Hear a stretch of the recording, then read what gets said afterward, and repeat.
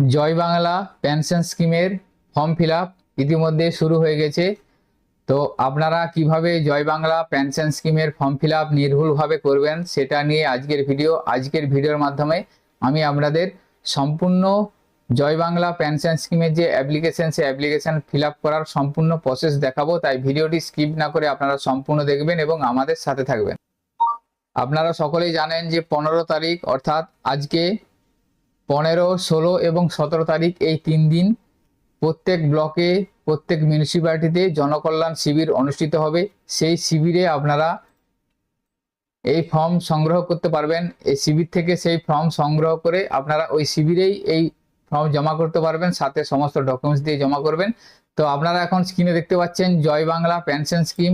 এই ধরনের ফর্ম একটা আপনারা জনকল্যাণ শিবির থেকেও পেতে পারেন, বা আপনারা এটা পিডিএফ ফাইলটা আমি আমাদের হোয়াটসঅ্যাপ বা টেলিগ্রাম গ্রুপ বা ভিডিও ডেসক্রিপশনে দিয়ে রাখবো, সেখান থেকেও আপনারা প্রিন্ট করে নিতে পারেন। প্রিন্ট করার পর এখান থেকে ডান দিকে দেখুন আছে যে একটা পাসপোর্ট ফটো, এখান থেকে আবেদনকারীর একটা রিসেন্ট পাসপোর্ট ফটো এখানে পেস্ট করতে হবে। তো প্রথমে বলা আছে দেখুন application for please check only one box, অর্থাৎ 1 এবং 2 দুটোর মধ্যে যে কোনো একটা বক্স আপনাকে টিক দিতে হবে। প্রথমে দেখুন বলা আছে তপশিলি বন্ধু ফর এসসি এবং জয় জোহার ফর এসটি, অর্থাৎ যারা এসসি কমিউনিটি তারা এখানটায় টিক দিবেন, তাদের তপশিলি বন্ধু হিসাবে পেনশন পাবেন, এবং যারা এসটি কমিউনিটি তারা এখানে টিক দিবেন, তারা জয় জোহার হিসাবে পাবেন। তো এই ফর্মটা মূলত এসসি এবং এসটি দুটো সম্প্রদায়ের জন্য জয় বাংলা পেনশন স্কিম। এরপরে নিচে আছে দেখুন পার্সোনাল ডিটেলস, এখানে আপনাদেরকে পার্সোনাল ডিটেলস ফিল আপ করতে হবে। পার্সোনাল ডিটেলসে দেখুন প্রথমে বলা আছে বেনিফিশিয়ারি নেম, এই জায়গাটায় আবেদনকারীর নামটা লিখে দেবেন, অর্থাৎ যিনি জয় বাংলা পেনশনের জন্য আবেদন করতে চাইছেন তার নামটা এখানে লিখে দিবেন। লিখে দেওয়ার পর তারপর আছে জেন্ডারটা এখান থেকে সিলেক্ট করবেন, মেল ফিমেল আদার যেটা, এটা বেনিফিশিয়ারি জেন্ডারটা সিলেক্ট করে নিলেন। সিলেক্ট করে নেওয়ার পর ডেট অফ বার্থ, এখান থেকে বেনিফিশিয়ারি ডেট অফ বার্থটা লিখবেন, ডেট মাস এবং ইয়ার অনুযায়ী এটা লিখে দিবেন। লিখে দেওয়ার পর এজ অ্যাজ অন 1/1/2026, অর্থাৎ 1/1/2026 তারিখে কত বছর বয়স হয়েছিল বেনিফিশিয়ারি সেই বয়সটা এখানটায় লিখে দেবেন। এরপর বলা আছে দেখুন ফাদার নেম, অর্থাৎ এখানে বেনিফিশিয়ারি বাবার নামটা লিখবেন, মাদার নেম এখানে বেনিফিশিয়ারি মায়ের নামটা লিখে দিবেন। লিখে দেওয়ার পর কাস্ট, এখান থেকে ওই বেনিফিশিয়ারি এসসি হলে এসসি টিক দিবেন, এসটি হলে এসটিতে টিক দিয়ে দেবেন। দেওয়ার পর এখানে রিলিজিয়ন, অর্থাৎ ওই বেনিফিশিয়ারি ধর্মটা এখানটায় লিখে দিবেন। লিখে দেওয়ার পর দেখুন যে ম্যারিটাল স্ট্যাটাস, এখানে বেনিফিশিয়ারি যদি অবিবাহিত হয়ে থাকে তাহলে আনম্যারিড টিক দিবেন, বিবাহিত হয়ে থাকলে এটা সিলেক্ট করবেন, উইডো হলে সেটা সিলেক্ট করবেন, এবং সেপারেট হলে এটা সিলেক্ট করবেন। এইভাবে আপনারা ম্যারিটাল স্ট্যাটাসটা সিলেক্ট করে নেবেন। সিলেক্ট করে নেওয়ার পর দেখুন এখানে বলা আছে স্পাউস নেম ইফ অ্যাপ্লিকেবল, তো এটা যেহেতু স্টার মার্ক নেই তার মানে এটা অপশনাল, আপনারা এটা যদি হয়ে থাকে তাহলে দিবেন।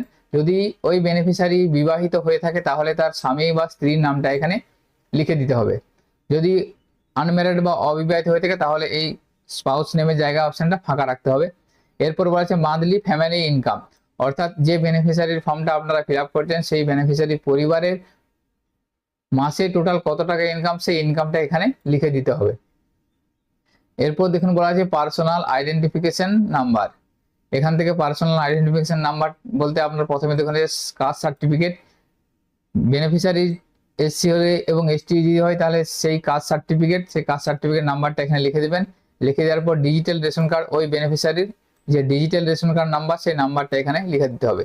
লিখে দেওয়ার পর AHLTIN নাম্বার, অর্থাৎ এটা একটা রেশন কার্ডের ডিজিটাল নাম্বার থাকে, সেই নাম্বারটা যদি আপনার থাকে তাহলে দিবেন, না হলে এটা দেওয়ার দরকার নেই যেহেতু এটা স্টার মার্ক নেই, এটা অপশনাল। এরপর আধার নাম্বার, এখানে বেনিফিশিয়ারির আধার নাম্বারটা লিখে দিবেন। আধার নাম্বার লেখার পর নিচে আছে দেখুন এপিক এবং ভোটার আইডি নাম্বার, এখানে বেনিফিশিয়ারির ভোটার কার্ড নাম্বারটা লিখে দেবেন।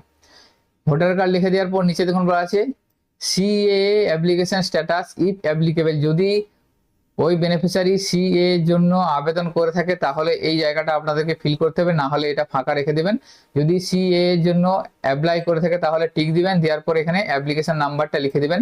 যদি সিএ সার্টিফিকেট ইস্যু হয়ে থাকে তাহলে ইস্যু টিক দিবেন এবং সার্টিফিকেট নাম্বারটা লিখে দিবেন। যদি সিএ কোনো অ্যাপ্লিকেশন না করে থাকে তাহলে এই জায়গাটা ফাঁকা রেখে দিবেন।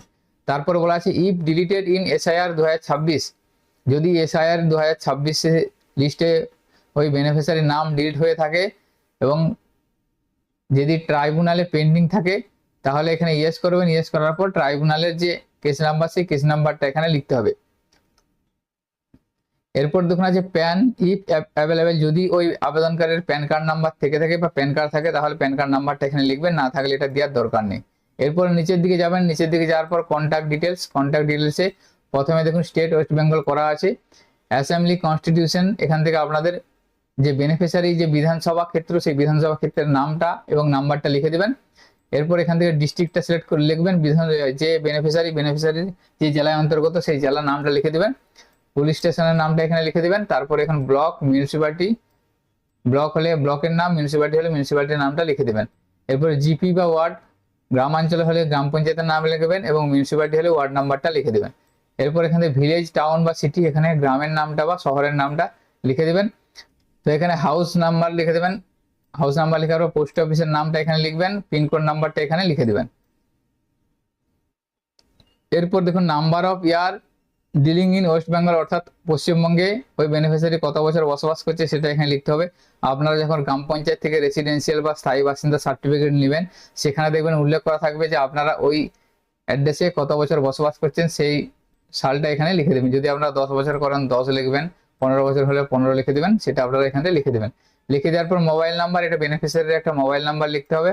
এরপর আছে ইমেল আইডি, এটা অ্যাভেলেবেল, যদি ইমেল আইডি থাকে তাহলে দিবেন, না থাকলে এটা দেওয়ার দরকার নেই। নিচের দিকে আছে দেখুন bank account details, bank account ডিটেলসে প্রথমে আছে ব্যাংকের নাম, এখানে বেনিফিশিয়ারির ব্যাংকের নাম দিবেন, যে ব্যাংকের অ্যাকাউন্ট দিতে চাইছেন সেই ব্যাংকের নামটা দিবেন। এরপর ব্রাঞ্চের নাম, ওই শাখা কোথায় সেটা দিবেন।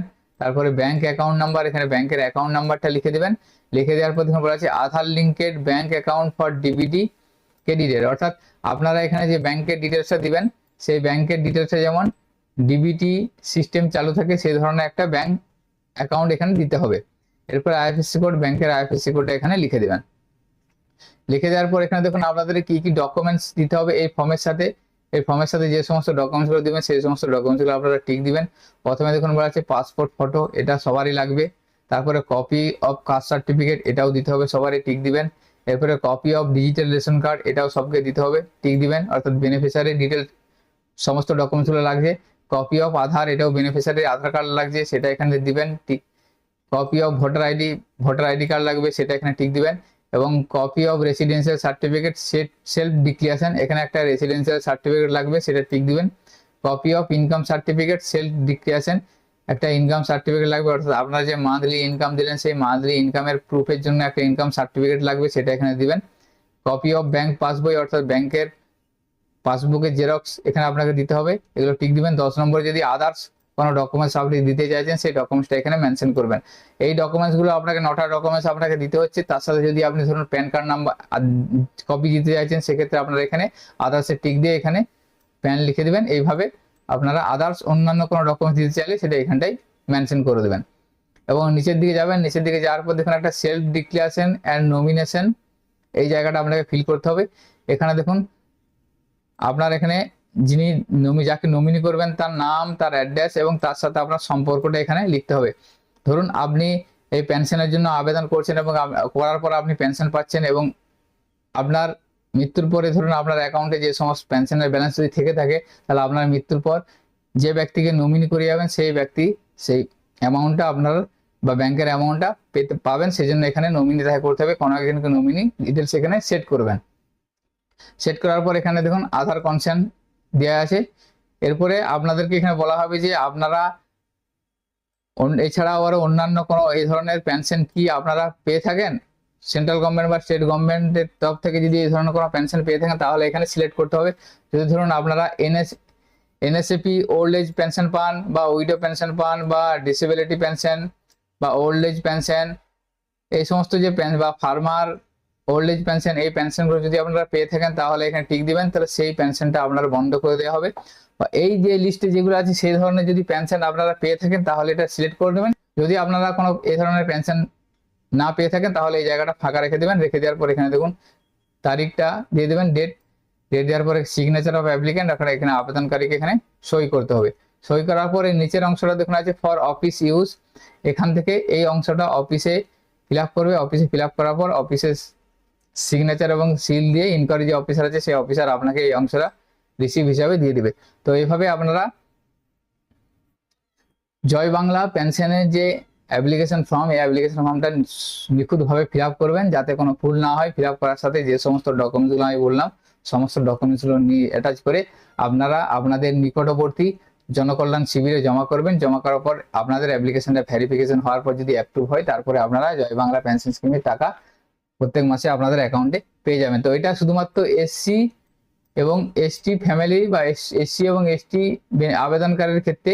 তো যদি জেনারেল হয়ে থাকেন তাদের ক্ষেত্রে এই ফর্মটা ফিল আপ করতে হবে। সোশ্যাল ওয়েলফেয়ার ক্যাটাগরির আন্ডারে যারা আছে, এসসি বা এসটি ছাড়া যে সমস্ত সোশ্যাল ওয়েলফেয়ার ক্যাটাগরিতে যারা থাকছে তাদের ক্ষেত্রে এই ধরনের ফর্ম পি এটা ফিল আপ করতে হবে।